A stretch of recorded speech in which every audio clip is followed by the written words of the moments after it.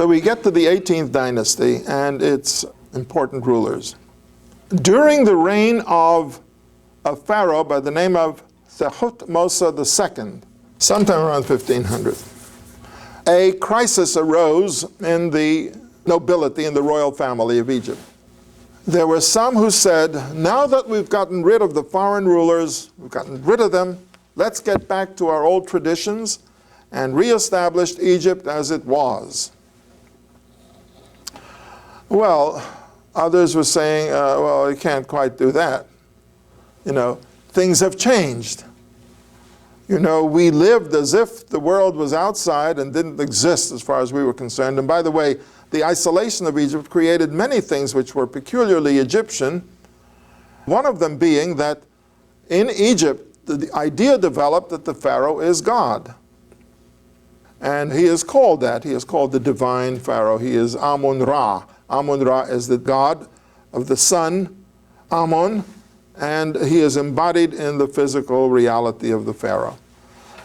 And because of that, other things developed, so that Pharaoh spoke, and that was the law. So the law derived from the king himself. And this may be one of the reasons why the Egyptians in antiquity didn't really develop a written law code.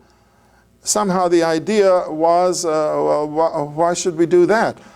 Pharaoh speaks, and we know what the law is. It's as if there are traditions, and they are sacred, and they're established, and everybody knows the law, and if we have doubts, of course, the king will tell us. So many said, now that we've gotten rid of these foreigners, and we can forget all about them, and we'll erase them from the books, they never were here, we'll reestablish Egypt as it was. Well, others said, well, you can't quite do that. The world exists outside, and we've seen it, and we know what it's like.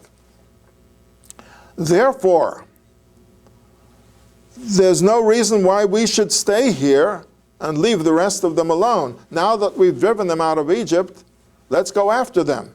In other words, a group said, it is our turn.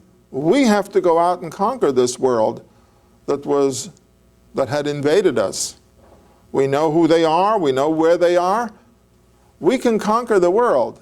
We're strong enough. There was another expression of what Egypt should do. And so you could say, well, there were three different points of view.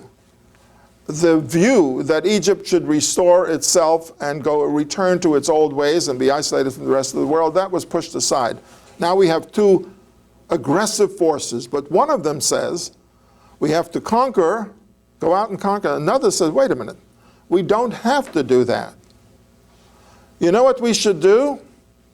We should trade with the rest of the world and build ships and cross the sea and do trade and make money and get rich. Oh, we don't have to fight. We don't have to conquer them. We can actually, you could say, we'll beat them at the economic game, to use modern terminology. So you have these two groups, and they are opposed to each other, and the tensions are rising.